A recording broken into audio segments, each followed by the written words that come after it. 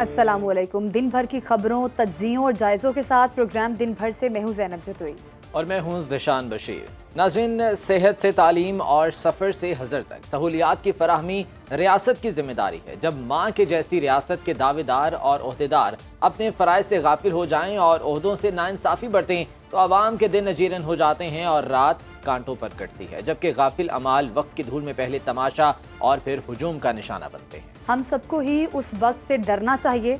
आगे बढ़ते हैं और बात करते हैं आज की टॉप स्टोरीज पर। मुर्गी के निर्खों की ऊंची परवाज जारी। पाकिस्तान के मुख्तलिफ शहरों में 800 रुपये फ़ी किलो से जायद में फ़रोख्त।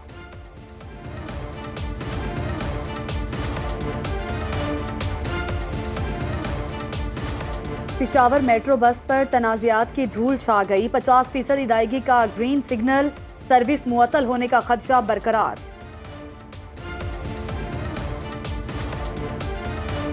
नाजरीन, प्रोग्राम को आगे बढ़ाएं और आपको बताएं कि महंगाई ने इंसान की जिंदगी तबाह कर दी है। बकरे का गोश्त तो इंसान के लिए ख्वाब बन गया है, बड़ा गोश्त भी इंसान की पहुंच से दूर हो चुका है।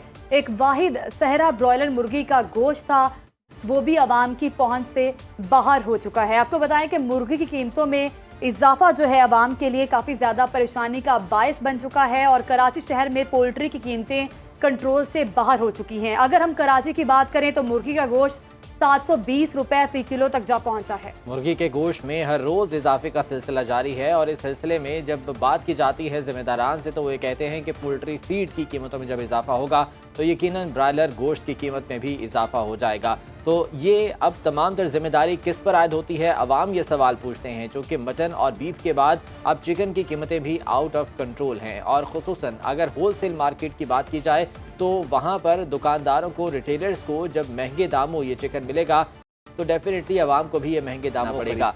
कराची की बात करते हैं जहां हबीब खान हमारे नुमाइंदे इस वक्त सदर poultry association south zone Malik Zarif के हमरा मौजूद हैं। हबीब, बताइएगा इस बारे में क्या कहना है इनका? मुर्गी के गोश्त और जिंदा मुर्गी की जो कीमतें हैं उनमें एकदम से कराची शहर में भी जो है वो इजाफा देखने में आया है। और आज से अगर 4 रोज़ कबल पे बात करें तो मुर्गी के गोश्त कराची में 550 रुपये तक जो है वो फ़रोख्त किया जा रहा था, लेकिन आज कराची में उसका जो रेट है वो 700 और 720 रुपये फ़ी किलो तक जा पहुंचा है, जबकि ज़िंदा मुर्गी 470 रुपये जो है फ़ी किलो पे जा पहुंची है। क्या वजूहत हैं इस इजाफे की? क्यों कराची में अचानक जो है वो मुर्गी की गोश्त की कीमतों में और मुर्गी की जो ज़िंदा की कीमत है उसमें इजाफा हुआ है? बात कर लेते हैं। हमारे साथ पोल्ट्री एसोसिएशन साउथ जोन के जो प्रेसिडेंट हैं मलिक ज़रीफ साहब मौजूद हैं। मलिक साहब, क्या वजूहत बन रही हैं ऐसी कि अचानक कीमतों में इजाफा हो गया है? वैसे इस मौसम में तो अमूमी तौर पर हम देखते हैं कि मुर्गी सस्ती हो जाती है। मेन वजह तो ये है कि सोयाबीन नहीं आ रही, जिसकी वजह से यही फीडें बन रही हैं और वो फीडों पे अखराजात बहुत हैं और तकरीबन 100 रुपये के चूज़ा मिल रहा है एक दिन का, उस पर लागत आ रही है तकरीबन 8,300 रुपये फीड। 50 kg का बैग है, वो मेडिसन मिला के अखराजात, लेबर, सारी कास्ट तकरीबन 420 रुपये में फार्मर को पड़ रही है। तो एक सबसे बड़ी वजह यह है। और अभी जो छोटे फार्मर ख़त्म हो गए हैं, जिसकी वजह से कोई बड़े लोग हैं फार्मिंग उनके हाथों में है और बहुत मतलब कम हो गई है फार्मिंग। बिल्कुल यही कहा जा रहा है कि जब तक पैदावार में इजाफा नहीं होता और आइंदा दिनों में मुर्गी डिमांड सप्लाई का जो फ़र्क है उसको कम जैसे वो कम होगा कीमतों में जो है वो कमी आ सकेगी। लेकिन फ़िलवक्त कराची में जो मुर्गी का गोश्त है और जो मुर्गी है वो आम आदमी की पहुँच से जो है वो दूर हो रही है। जी, कराची के बाद पंजाब की बात करते हैं। फैसलाबाद का रुख करें तो यहाँ पर भी मुर्गी की कीमतें आसमान से बातें कर रही हैं और आम आदमी के लिए मुर्गी खरीदना एक दीवाने के ख्वाब जैसा बन चुका है। शहर में मुर्गी का गोश्त 648 रुपये फ़ी किलो में फ़रोख्त हो रहा है। मज़ीद जान लेते हैं तौसीम अब्बास से। तौसीम, बताइएगा। अगर बात की जाए मुर्गी के गोश्त की तो मुर्गी का गोश्त खरीदना आम आदमी के लिए दीवाने का ख्वाब बन चुका है। आम आदमी की पहुंच में नहीं रहा मुर्गी का गोश्त। आम आदमी की दुहाई जारी है। आम आदमी का यही कहना है कि पहले अगर बच्चों का दिल करता था गोश्त खाने को तो उनके लिए सिर्फ एक मुर्गी का गोश्त ही जो लाया जा सकता था। उसका यही कहना है कि अपने आप को तो कंट्रोल कर लेंगे, खुद को समझा लेंगे, लेकिन बच्चों को किस तरह समझाए। अगर बात की जाए मुर्गी के रेट की तो मुर्गी का जो रेट है इस वक्त मार्केट में 648 रुपये तक मुर्गी फ़रोख्त हो रही है। मुर्गी 6 सेंचुरियाँ क्रॉस कर चुकी है और 50 करने को भी तैयार है। अगर बात कीजिए किसी भी इंतजामी महकमे की भी या प्राइस कंट्रोलर की, तो मुर्गी के रेट को लगाम डालने में इस वक्त नाकाम दिखाई दे रहे हैं। आम आदमी का कोई पुरसाने हाल नहीं। आम आदमी बार बार ये दुहाई देता हुआ नजर आ रहा है कि इस रेट को कंट्रोल किया जा सके ताकि गरीब का चूल्हा चल सके, उस तक रोटी पहुंच सके, वो 2 वक्त का खाना खा सके। बहुत शुक्रिया आपका तौसीम, आप हमें आगाह कर रहे थे फैसलाबाद की सूरत हाल के हवाले से। मुल्तान की बात की जाए तो मुल्तान में मुर्गी के गोश्त की कीमतों में उतार चढ़ाव का सिलसिला जारी है। एक मरतबा फिर से मुल्तान में मुर्गी के गोश्त की कीमतों में 40 रुपए का इजाफा हो गया है। हसान शेख से मज़ीद जान लेते हैं। हसान, बताइएगा चिकन की कीमतें क्या है यहाँ पर?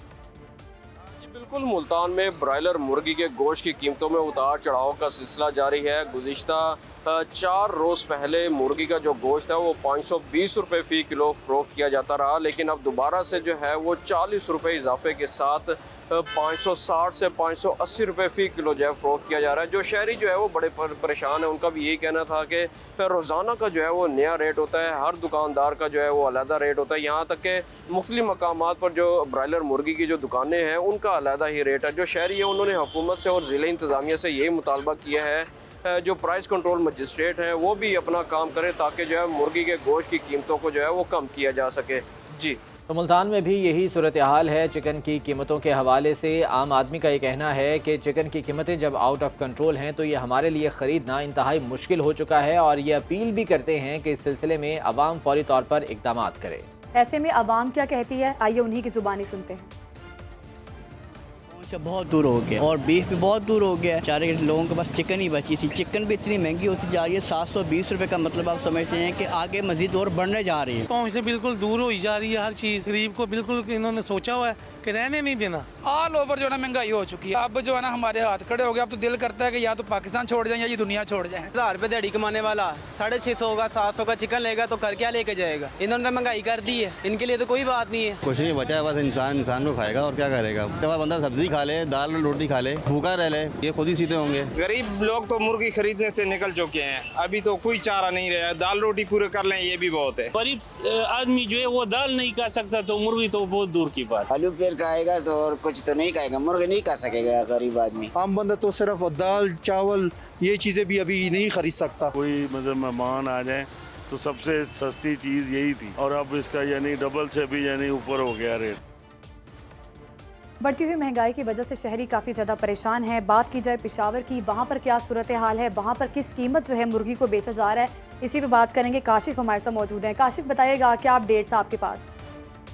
मुर्गी की कीमत को पर लगे हैं। पेशावर में गरीब आदमी शदीद परेशान है क्योंकि अब पेशावर में ज़िंदा ब्रायलर मुर्गी की फ़ी किलो कीमत 450 रुपये तक पहुंच गई है। शहरियों का कहना है कि अब उनके बस में नहीं कि अपने ख़ानदान के लिए, अपने बच्चों के लिए मुर्गी लेके जा सके, जबकि डीलरों का कहना है कि यहाँ पर जितनी भी मुर्गियाँ आती है सब माल पंजाब से आता है। पंजाब में कीमतों में इजाफे के बाद यहाँ भी कीमतों में इजाफा होता है और इसकी बुनियादी वजह जो है वो फीड की कीमतों में भी इजाफा हुआ है और इसके साथ जो मुर्गियों को वैक्सीन लगाई जाती है उसकी कीमत में भी काफ़ी ज़्यादा इजाफा हुआ है। एक दिन में जिंदा ब्रायलर मुर्गी की फ़ी किलो कीमत में 15 रुपये इजाफा हुआ है, जिससे शहरी शदीद परेशान है। ठीक है, पेशावर से काशिफ अजीज़ हमें आगाह करे थे। और महंगाई की तकरीबन एक ही सूरत हाल है पूरे मुल्क में, मुख्तलिफ शहरों का अहवाल हमने जाना।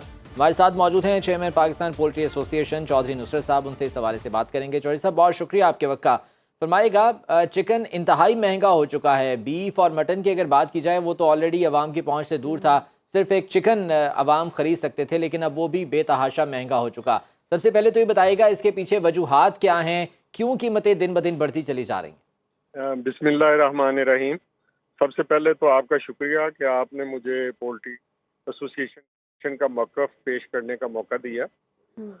सूरत हाल ये है कि जब से पाकिस्तान की जो पोल्ट्री इंडस्ट्री है उसमें जितनी फीड की जो मेन चीज़ें हैं, कंपोनेंट्स हैं, न्यूट्रिएंट्स हैं, दूसरे माइक्रो न्यूट्रिएंट्स हैं, वो सारे इंपोर्ट होते हैं। 70% जो चीज़ें इनपुट का है वो इंपोर्ट होता है।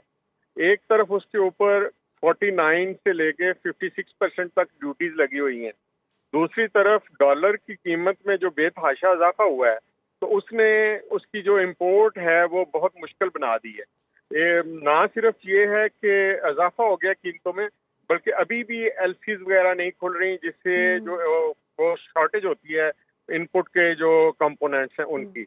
तो इस वजह से हुआ ये है कि फार्मर की जो कास्ट ऑफ प्रोडक्शन है वो इतनी ऊपर चली गई है कि उसके लिए अपने आप को जिंदा रखना बहुत मुश्किल हो गया है। तो होता ये है कि जब फार्मर नुकसान, पोल्ट्री एक ऐसे तरीके से मैनेज कर रही होती है कि इसमें इनपुट महंगे भी हों, तो अगर पाकिस्तान में पोल्ट्री की हमारी पैदावार ज़्यादा हो जाती है तो कीमत कम हो जाती है। तो जिस वक्त वो कीमत कम होती है तो उस वक्त फार्मर अपना नुकसान कर रहा होता है। तो अल्टीमेटली होता है कि जो पुअर फार्मर होते हैं या जिनके पास तो उतना कैश फ्लो नहीं होता, वो पहले सेगमेंट में आउट हो जाते हैं। पहले तो ये होता था कि इसमें कुछ अच्छा टाइम ज्यादा देर तक चलता था जिससे उनकी रिकवरी हो जाती थी और वो फिर से आवाम की खिदमत फिर के सब लिए अभी अपने जो आप को अभी हम समझ पाए हैं वो ये है कि फीड चूंकि महंगी है या आ नहीं रही, एलसीज नहीं खुल रही हैं, चाहे वो सोयाबीन के लिए या जो भी है, वो फीड नहीं आ रही, इसलिए चिकन महंगा है। तो क्या जो मकामी तौर पर फीड तैयार की जा रही है वो नाकाफ़ी है, और अगर वो बन रही है तो उससे क्या सस्ता नहीं होना चाहिए था? जी, फीड नहीं आ रही, बेसिकली उसके माइक्रो न्यूट्रिएंट्स आते हैं और जो अजनास हैं वो पाकिस्तान में होती हैं, जैसे मक्की वगैरह। अब मक्की की कीमत भी इस वक्त 3,600 रुपये है मार्केट में, जो कि आज से पिछले साल में तकरीबन 100% उसकी प्राइस ज़्यादा हो गई है। ठीक है, और जो माइक्रो न्यूट्रिएंट्स हैं उनकी प्राइसेस भी 100% ऊपर गई हुई हैं। और उसकी वजह जो आपका डॉलर रेट है वो है। और तीसरी चीज जो मेन इसमें हमें डिस्टर्ब करती है वो है ड्यूटीज। फूड आइटम्स के ऊपर, इनपुट के ऊपर ड्यूटीज इतनी नहीं होनी चाहिए जितनी इस वक्त लगी हुई हैं। ठीक। अच्छा नुसरत साहब, ये भी बताइएगा, जिस तरह से कीमतें बढ़ रही हैं, अगर देखा जाए तो काफ़ी जल्दी और काफ़ी तेज़ी से मुर्गी कीमतें बढ़ी हैं। अभी ये बताइएगा कि जिस तरह से दुकानदार हैं वो तो अपनी मनमानी कीमतों पर ही मुर्गी को बेचते हैं। अब जिस तरह से कीमतें बढ़ी हैं वो इससे थोड़ा ज़्यादा भाव ताव के हिसाब से बेचते हैं मुर्गी को। तो इस चीज़ को इंश्योर करने के लिए आप लोग क्या कर रहे हैं कि बिल्कुल जो प्राइजेस मेंशन की गई हैं उसी प्राइजेस पे दुकानदार ये मुर्गी बेचें? देखें, एक चीज बड़ी इसमें पोल्ट्री में मुस्बत होती है कि जब भी हमारी पैदावार बढ़ती है तो कीमतें वापस आती हैं। पोल्ट्री आपकी वाहद ऐसी चीज है जिसकी कीमत ऊपर भी चली जाती है तो फिर वापस भी आती है। इसके मुकाबले में अगर आप बीफ या मटन को देखें, मटन 2,000 रुपये केजी बिक रहा है, ठीक है, और कभी आज जब एक दफा 2,000 हो गया तो वो वापस नहीं आएगा। और बीफ भी 1,400 रुपये पे चला गया तो वो वापस नहीं आएगा। लेकिन पोल्ट्री की कल को अगर पैदावार ज्यादा हो जाएगी ना, क्योंकि ये पेरिशेबल आइटम है, तो इसकी कीमत वापस भी आ जाती है। इसमें मेन जो ज्यादा रोल वो हुआ है कि जब हमने गवर्नमेंट को बहुत दफा बताया कि सोयाबीन के ऊपर पाबंदी ना लगाई जाए, वो जो 4-5 माह पहले आपने भी देखा कि हम सोयाबीन के लिए बड़े सड़कों पे भी निकले, हर तरह हमने एहतजाज किया, लेकिन सोयाबीन हमें नहीं मिली। तो उसकी वजह से कॉस्ट ऑफ प्रोडक्शन अब इतनी ज्यादा हो गई है कि फार्मर के लिए भी सर्वाइव करना बहुत मुश्किल है। 350 से लेके 400 रुपए के बीच में तो उसकी कॉस्ट ऑफ प्रोडक्शन आ रही है। तो वो अपने पास से आपको कितनी देर तक फीड वो खिला सकता है मुर्गी। तो नुसरत साहब, इस सिलसिले में अब अगर जो जिन माइक्रो न्यूट्रिएंट्स की आप बात कर रहे हैं वो इंपोर्ट नहीं हो रहे हैं, सोयाबीन की आपने जिक्र किया कि वो भी अवेलेबल नहीं है, तो अब इन तमाम तर चीज़ों के लिए क्या गवर्नमेंट से किसी लेवल पर बात कर रहे हैं? क्या कोई बातचीत चल रही है या कोई यकीन दहानी आप लोगों को करवाई गई है कि आखिर कब तक ये सिलसिला चलेगा? देखें सर, हमने गवर्नमेंट में हर लेवल पे बात की है, प्राइम मिनिस्टर तक, मुतल्लिका डिपार्टमेंट से लेके प्राइम मिनिस्टर साहब तक हमने अपनी बात पहुंचाई है और हर चीज़ उनसे अभी भी जो चीज़ें हैं कॉरेस्पॉन्डेंस में चल रही हैं। हम उम्मीद कर रहे हैं कि कुछ दिनों में अगले वो कोई लाइसेंसिंग जो है सोयाबीन वगैरह की उसकी वो खुल जाएगी, तो उसके बाद उम्मीद है कि जैसे ही न्यूट्रिएंट्स बेहतर होंगे, कोई सप्लाई बेहतर होगी, तो सब एक तासुर ये भी दिया जाता है कि शायद कोई माफिया मौजूद है जो कि बिहाइंड द कर्टेन काम कर रहा है और वो उसका कीमतों में उतार चढ़ाव सारा उसके हाथ में होता है। इसमें किस हद तक सदाकत है? देखें सर, पोल्ट्री में कोई माफिया नहीं है। मैं बड़ी on the face of it इसको डिनाई करता हूँ कि पोल्ट्री में कोई माफिया काम करता है या नहीं। पोल्ट्री में आप देखें कि डेली रेट चेंज हो रहा होता है और नीचे भी जाता है। आज से देखें 2 हफ्ते पहले वो रेट एकदम से 60-70 रुपए नीचे आ गया था। उसकी ये रीजन थी, थोड़ी सी उस वक्त हमारी पैदावार बेहतर हुई तो रेट नीचे आ गया। तो अब फिर थोड़ी इस वक्त शॉर्टेज है, लेकिन मुझे उम्मीद है कि महीने डेढ़ के अंदर फिर से दोबारा हमारी पैदावार बढ़नी शुरू हो जाएगी। अब जिस तरह से अभी आप बता भी रहे हैं कि ब्रॉयलर फीड जो है वो भी एक मसला है, सोयाबीन प्रोवाइड नहीं किया जा रहा है, एलसीज नहीं खोली जा रही, तो जिसकी वजह से मुर्गी के गोश्त की कीमतें बढ़ा दी गई हैं। अभी आप लोगों के पास क्या ऑप्शंस हैं, किन ऑप्शंस पर आप लोग काम करेंगे और आने वाले बाद मुर्गी की कीमतें नीचे आएंगी? एक तो जी हम ये कोशिश कर रहे हैं कि सोयाबीन की पाकिस्तान में पैदावार शुरू हो जाए, ठीक, ताकि ना एक तरफ हमें ज़र मुबादला में फ़ायदा हो कि वो हमें अब ज़्यादा खर्च ना करना पड़े, और दूसरा हमारी लोकल पैदावार हो जाए तो हम वही पैसा अपने फार्मर पे, अपनी आवाम पे खर्च करें। देखिए, हमें बहुत तकलीफ होती है जब हमें अपनी प्रोडक्ट की प्राइस ज़्यादा करनी पड़ती है, हम कोई खुशी से नहीं करते हैं, लेकिन अगर उस प्राइस को आप कम रखेंगे तो उससे फार्मर मर जाएगा, और फार्मर मरेगा तो वो चीज़ फिर आपकी पहुंच से ज़्यादा दूर चली जाएगी। तो इसलिए मेन जो है हम इस पे काफ़ी काम कर रहे हैं, और उम्मीद है कि इंशाल्लाह आने वाले 1 से 2 माह में ये सूरत हाल बेहतर हो जाएगी। ठीक है, नुसरत साहब साथ ही मौजूद रहिएगा। तारिक जावेद साहब हमारे साथ मौजूद हैं जो कि टोलिंगटन मार्केट के सदर हैं। तारिक साहब, बहुत शुक्रिया आपके वक्त का। कीमतों के हवाले से आपका क्या मौक़िफ़ है? क्यों कीमतें दिन ब दिन बढ़ती चली जा रही हैं, यहाँ तक कि आम आदमी की तो पहुँच से ही दूर हो गया चिकन? जी बहुत मेहरबानी। जैसा कि चौधरी नुसरत साहब ने बताया कि इसमें सबसे बड़ा मसला जो है वो सोयाबीन की वजह से पैदा हुआ था, और सोयाबीन की एकदम दस्तयाबी की वजह से ही इसकी कीमतें बढ़ना शुरू हुई, क्योंकि उसके रिजल्ट मुर्गी की जो ग्रोथ है वो सही नहीं हो रही थी। अब जो सोयाबीन की काश्त वाली बात उन्होंने की है वो बिल्कुल करनी चाहिए, लेकिन उसके लिए तो बहुत सारा वक्त लगेगा। इसका जो फौरी हल है वो सोयाबीन की इम्पोर्ट ही है, जो सोयाबीन मील या सोयाबीन सीड जो भी इम्पोर्ट किया जाए फौरी तौर पे, तो उसका वही हल है। और अगर वो नहीं किया जाता तो जो आने वाले 15-20 दिनों में तो सूरत हाल मजीद खराब होती नजर आ रही है। तारिक साहब, एक चीज़ जो कि अभी मैंने एक सवाल नुसरत साहब से भी पूछा था, मैं उसी बारे में आपकी राय भी जानना चाहूँगा। जो छोटा फार्मर है मौजूदा सूरत हाल में तो उसका सर्वाइव करना इंतहाई मुश्किल बल्कि नामुमकिन हो चुका है। जिस हद तक चिकन की कीमतें बढ़ती चली जा रही हैं, जो कॉस्ट ऑफ प्रोडक्शन है डेफिनेटली वो बढ़ेगा, तो छोटे फार्मर के लिए मजीद मुश्किलात हो जाएंगी। अब उसके बाद जो बड़े लेवल पे काम कर रहे हैं, बड़े फार्मर्स हैं, डेफिनेटली अब वही हैं मार्केट में जो सप्लाई भी करते हैं, तो कीमतों पर किस हद तक वो असरअंदाज होते हैं फिर? नहीं, जहाँ पे असरअंदाज होने का तल्लक है, असरअंदाजी तो सिर्फ इसकी डिमांड एंड सप्लाई के हिसाब से ही है, और फार्मर का वो छोटा है या बड़ा है वो बराबर उससे जो उसका नुकसान हो रहा है, क्योंकि कास्ट तो सबकी एक ही आ रही है।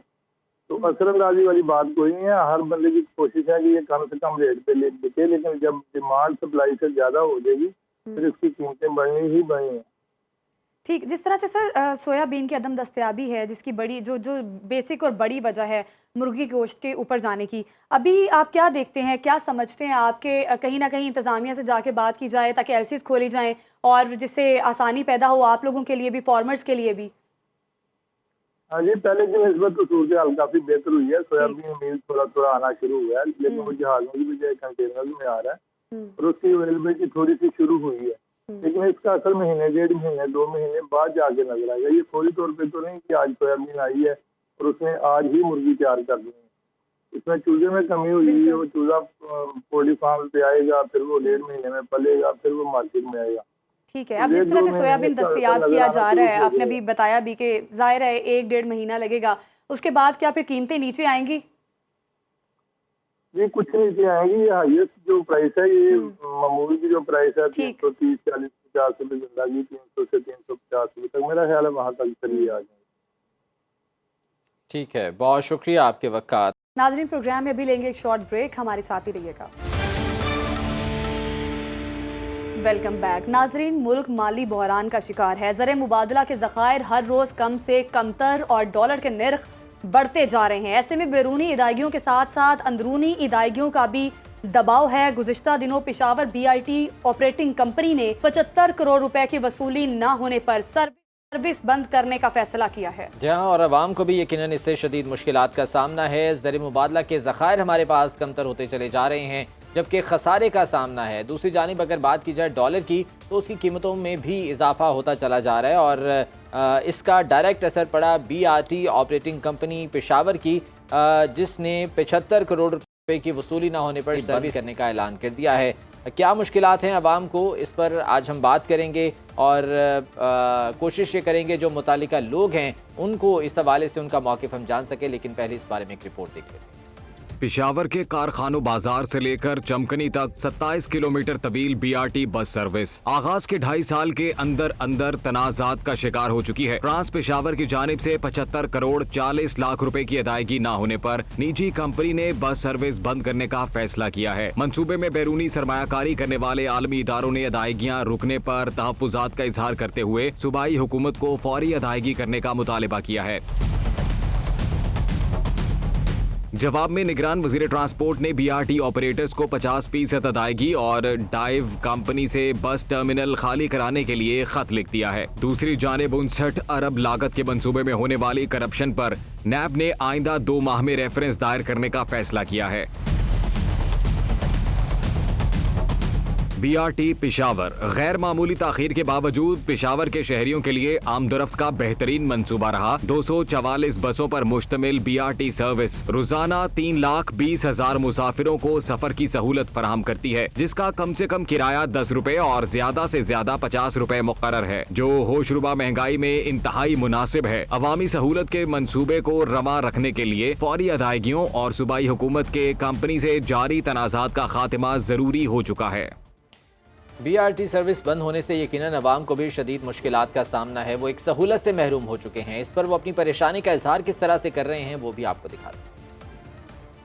सहूलत है, टैक्सीज वगैरह वो बहुत ज़्यादा पैसे लेते हैं, बीआरटी उनको सहूलत देती है, एसी वगैरह उसमें मौजूद होता है, बहुत सुकून से और सिक्योर जाते हैं। शहर के तकरीबन इस टाइम 37 स्पेसेस को बीआरटी जोड़ रहा है और वो बिल्कुल कम खर्चे में। फीमेल है वो बीआरटी में आती जाती हैं तो वो काफ़ी सिक्योर फील करती हैं। 20-30 रुपए लगते हैं बीआरटी में, और अगर लोकल से कंपेयर किया जाए तो 400-500 रुपए लग जाते हैं। लोकल में हम जाएंगे तो घंटा आधा घंटा लगेगा और बीआरटी में जाएंगे तो 15 से 20 मिनट लगेंगे। बीआरटी ऐसा सर्विस है कि इतना पैसे वगैरह खर्च नहीं होते और टाइम भी ज़्यादा बच जाता है। बीआरटी है ना, ये बहुत बड़ी सहूलत है आम आवाम के लिए, खासकर स्टूडेंट्स के लिए, और जब ये बंद हो जाए तो इससे बहुत ज़्यादा मसले पैदा होंगे। बीआरटी सर्विस से आवाम जो है मुस्तफ़ीद हो रही थी, बड़ी सस्ती सवारी समझी जाती है। इस पर बात करेंगे। फैज़ान हुसैन हमारे नुमाइंदा हमारे साथ मौजूद हैं। फैज़ान, सबसे पहले तो ये बताइएगा क्यों बंद करने का खदशा जाहिर किया जा रहा है बीआरटी को, जबकि 3 लाख से ज़ायद पैसेंजर्स रोज़ाना की बुनियाद पर इस बस सर्विस को इस्तेमाल कर रहे हैं। शुक्रिया जैनब, सबसे पहले मैं आपको ये बताता चलूं कि ये पीटीआई का सबसे बड़ा मंसूबा था जो 2018 में परवेज खान जब सीएम तब किया गया था, और पीटीआई ने कहा था कि 6 माह में लेकिन 2020 में हुआ था और इसकी लागत जो है 58.50% तक 50 अरब रुपए तक आई थी। अच्छा, ये जब बीआरटी बनी थी तब इसके डिजाइन काफी बार तब्दीली आई और इसके ऑपरेशनल जो जिम्मेदारियां काफी जो अप डाउन्स आते रहे। अब जो मसला आता है वो जो मेंटेनेंस की 2 कंपनी है, 2 कंपनियां जो है कि एक कंपनी के 76 करोड़ रुपए बकाया जाते हैं जबकि दूसरी कंपनी 114। फैज़ान, आपकी आवाज़ सही तौर पर नहीं हम सुन पा रहे हैं। कोशिश करते हैं आपसे दोबारा से राब्ता बहाल करें और इस पर डिटेल से बात करें कि जो आवाम को मुश्किलात का सामना होगा यकीनन वो नाकाबिले तलाफ़ी जो है वो मुश्किलात होंगी, नुकसानात होंगे, लेकिन बीआरटी जब से बनी है तब से ही तनाज़ात का शिकार रही है।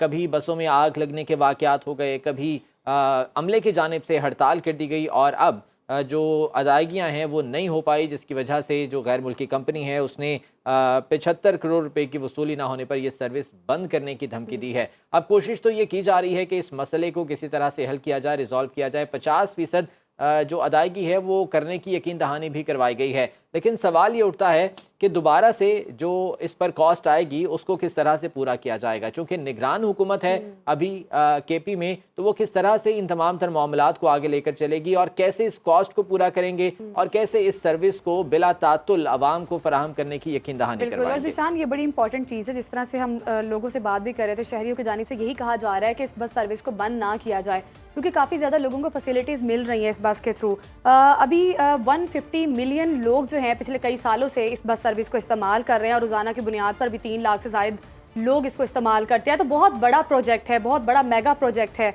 तो लोगों की जानिब से यही कहा जा रहा है कि इसको बंद ना किया जाए, लेकिन 75 करोड़ रुपए की वसूली ना होने पर सर्विस बंद करने का कहा जा रहा है। इसी बारे में बात करने के लिए हमारे साथ मौजूद हैं वज़ीर ट्रांसपोर्ट पेशावर शाहिद खटक साहब। बहुत शुक्रिया शाहिद खटक साहब आपके वक्त का। फरमाइएगा, अभी मौजूदा सूरत हाल है क्या? जो अदायगियाँ की जानी थी क्या वो हो गई हैं या आने वाले दिनों में हो रही हैं अदायगियाँ? जी, आपका बहुत शुक्रिया।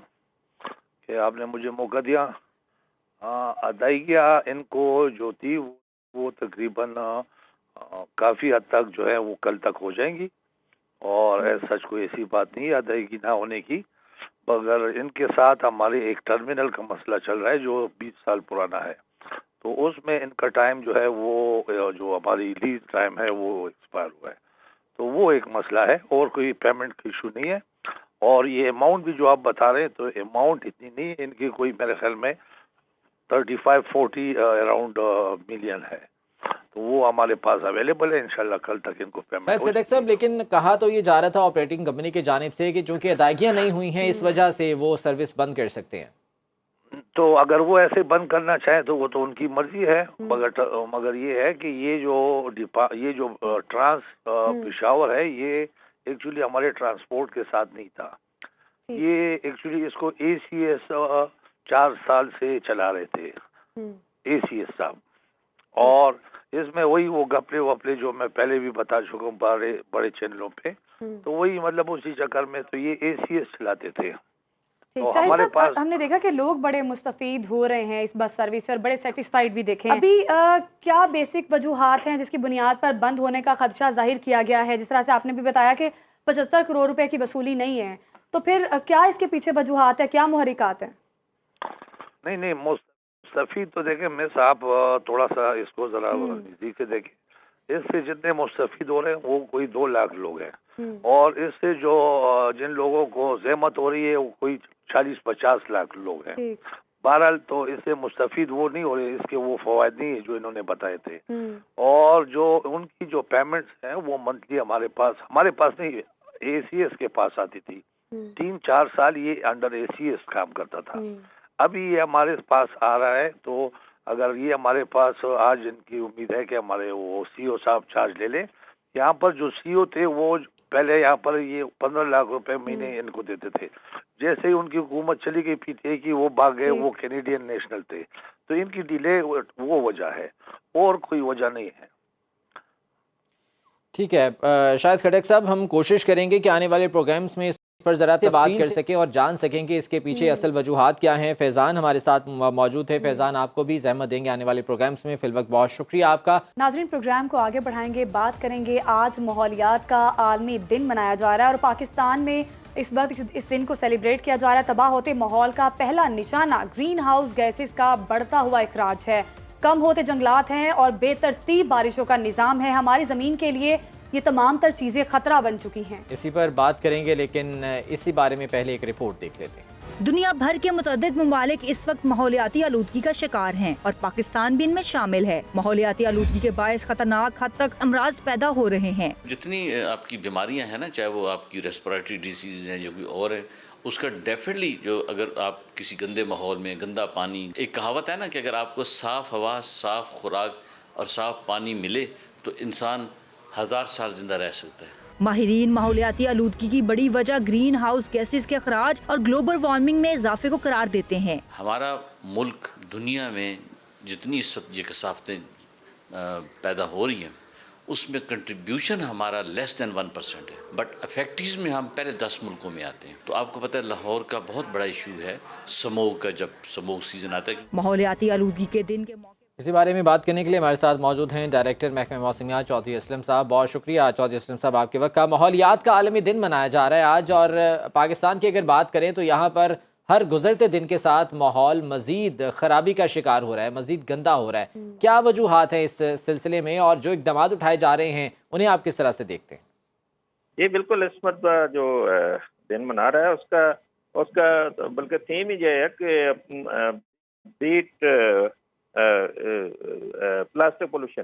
तो हमें सबको इसमें इंडिविजुअली भी हिस्सा डालना होगा। जैसे अभी जो रिसर्च आ रही है उसमें यह है कि इसको प्लास्टिक को एक रिसोर्स के तौर पे भी इस्तेमाल हमें करना होगा, क्योंकि ये सिर्फ हमारे पोल्यूशन पैदा नहीं करती, लेकिन हम इसको यूज़ कर रहे अपना एज ए रिसोर्स के तौर पे, तो ये भी एक अच्छा कदम होगा। हम जो इसमें तकरीबन जो पूरी वर्ल्ड में हो रहा है वो तकरीबन 10% इसको रिसाइकिल किया जाता है, और दूसरा जो है हम इसको वेस्ट के तौर पे हम फेंक देते हैं, जैसे दरिया में, किसी नदी नाले में। तो ये फिर ये मसाइल हमारे लिए और पैदा कर रहे हैं। ठीक सर, जिस तेज़ी से माहौलियाती तब्दीलियाँ वकूफ़ पज़ीर हो रही हैं, बेतरतीब बारिशें हो रही हैं, दरख्तों को काट दिया जाता है, तो किस तरह से अभी हमें क्या करना चाहिए, किस तरह से हम इन तमाम तर चीज़ों को यूटिलाइज़ कर सकते हैं बेटरमेंट के लिए?